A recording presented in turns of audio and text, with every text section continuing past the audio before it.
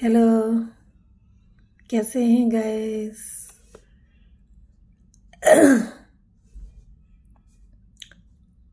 शिक्षाप्रद कहानी, नैतिक कहानी, रोमांचक और रहस्यमयी कहानी। एक जगह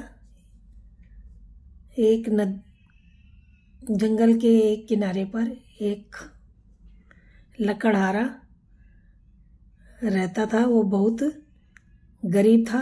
उसके दो बच्चे थे, एक लड़का सोनू और लड़की सुमन। वो अपने बच्चों के साथ रहता था। तो कुछ दिन बाद उसकी जो पत्नी होती है उसका निधन हो जाता है। तो बच्चों के लिए दूसरी माँ ले आता है। सौतेली माँ बहुत ख़राब होती है। वो बच्चों को बिल्कुल भी प्यार नहीं करती थी। वो सोचती थी ये बच्चे कहीं चले जाते तो हम दोनों आराम से रहते। एक बार वो अपने आदमी को कहती है कि इन हमारा खाने का गुजारा ही बहुत मुश्किल से हो पाता है। दो आदमियों का ही क्यों ना तुम इन दोनों बच्चों को किसी जंगल में छोड़ के आ जाओ जहाँ से ये घर वापस ना आ सके।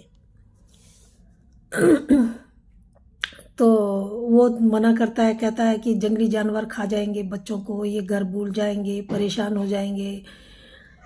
तो वो कहता है नहीं, उनको जंगल में नहीं छोड़ना। अब वो नहीं मानती है, उसकी जिद के आगे वो फिर दोनों जाके उन बच्चों को एक दिन बात कर रहे होते हैं छोड़ने की। तो वो जो लड़का होता है और लड़की होती है वो सोए नहीं होते हैं, वो उनकी बातें सुन लेते हैं। तो लड़का जो बाहर जाता है और पत्थर बीन के अपनी जेबों में भर लेता है। वो बड़ा था, लड़की छोटी थी। तो अब लड़की भी रोने लगती है। वो कहता है अपनी बहन को, रो मत, कोई बात नहीं, ये छोड़ के आएंगे तो हम दोबारा घर आ जाएंगे, तू चिंता मत कर, हम दोनों साथ रहेंगे और साथ मेरा हाथ मत छोड़ना। तो अब वो ऐसे ही करते हैं। अब वो उनको लेके निकलते हैं घर से छोड़ने के लिए। तो वो बच्चे, जो लड़का होता है वो पीछे एक एक पत्थर डालते हुए चला जा रहा था। तो थोड़ा पीछे रुक जाता है। तो उसके पापा कहते हैं कि तू पीछे क्यों रुक जा रहा है, आगे देख, आगे चल।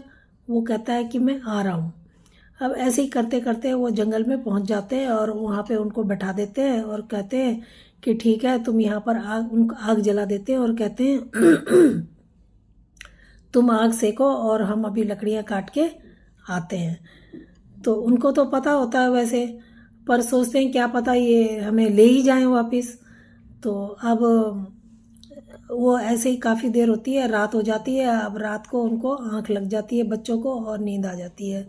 जब आधी रात को उनकी आंख खुलती है, वो देखते हैं कि हम जंगल के बीच में पड़े हुए हैं और चारों तरफ अंधेरा है, और वो डर जाते हैं। अब वो सोचते हैं कि क्या करें।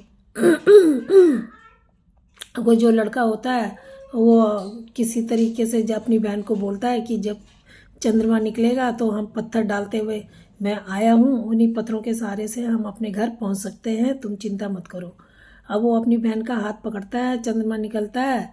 जब उनकी आँख खुलती है तो वो अपने घर चल पड़ते हैं। घर पहुँचते हैं, उनके पिताजी देखते हैं तो उनके पिता उनको बहुत लाड करते हैं, गोदी में उठाते हैं और उनको खाना खिलाते हैं और उनको सुला देते हैं। कुछ दिन बाद फिर वो पीछे पड़ जाती है अपने आदमी के कि इनको छोड़ के आना है।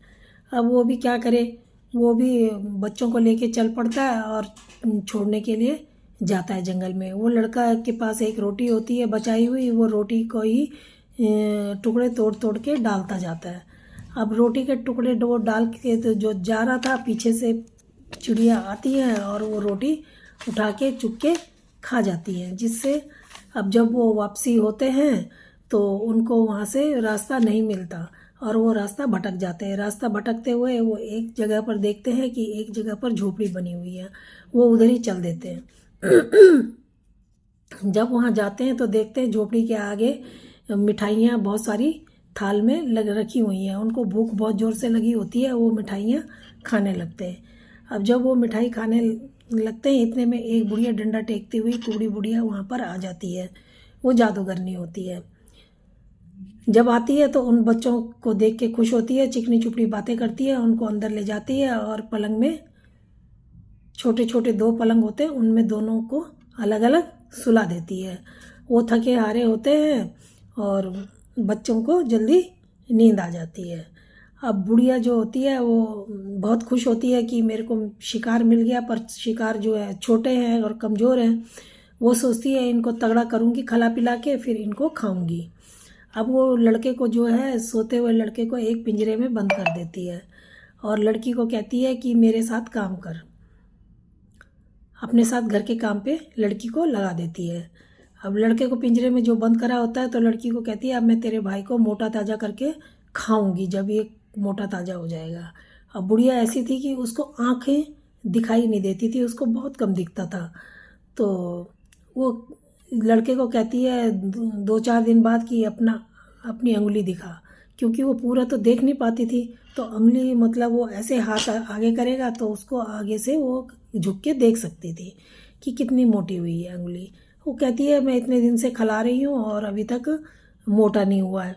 तो ऐसे ही सोच रही थी तो एक बार सोचती है अब तो मेरे को बहुत ज़ोर से भूख लग गई है, अब जैसा भी है इसको खाना पड़ेगा। वो एक भट्टी जलाती है और भट्टी में खौलता हुआ पानी खौलाने के लिए रख देती है बड़े पतीले में, और लड़की को कहती है कि इस अंगीठी में देख कि इसमें आग ठीक से जल रही है, गर्म हुआ है पानी की नहीं। वो लड़की कहती है इसके अंदर मैं कैसे जाऊं देखने के लिए कि ये गर्म जल रहा है कि नहीं जल रहा, गर्म हुआ है कि नहीं है आग। तो वो कहती है बुढ़िया को कि तुम दिखाओ जाके। जैसे ही बुढ़िया आगे जाती है और उस अंगीठी के आगे मुंह पे अपना सिर ले जाती है, वो फट से उस बुढ़िया को धक्का दे देती है उस अंगीठी के अंदर और वो बाहर से उसको बंद कर देती है, जिससे बुढ़िया अंदर जलने लग जाती है और वो जल जल के वहाँ पे राख हो जाती है। वो अपने भाई को उस पिंजरे से छुड़ाती है और दोनों भाई वहाँ से निकल के अपने बहन से मिलके बहुत खुश होता है। फिर दोनों भाई बहन अपने घर को चलते हैं। वहाँ पर जो भी बुढ़िया का होता है, हीरे जवाहरात बुढ़िया के पास बहुत थे, उनको अपनी जेबों में भरते हैं और वहाँ से निकल लेते हैं। जाते हैं तो उनको रास्ता जंगल के बाहर जाने का दिन में दिखाई दे जाता है तो वो अपने घर पहुँच जाते हैं। जब अपने घर पहुँचते हैं तो उसके पिता उनको देखते हैं तो बहुत खुश होते हैं और वो कहते हैं कि मैं तो बहुत दुखी और परेशान हो गया था तुम्हें छोड़ के, बच्चों मुझे माफ़ कर दो, और अपने गोदी में उठा के बच्चों को खूब प्यार करते हैं। बच्चे उनको अपने जेब से निकाल के हीरे जवाहरात अपने पिता को देते हैं और उसको पा कर के पिता बहुत खुश होता है और वो जो उनकी माँ होती है वो भी बहुत खुश होती है। इस तरीके से सब मिलजुल कर रहने लगते हैं। तो दोस्तों ये कहानी आपको कैसे लगी? अगर अच्छी लगी हो तो प्लीज़ लाइक और सब्सक्राइब जरूर करो। धन्यवाद।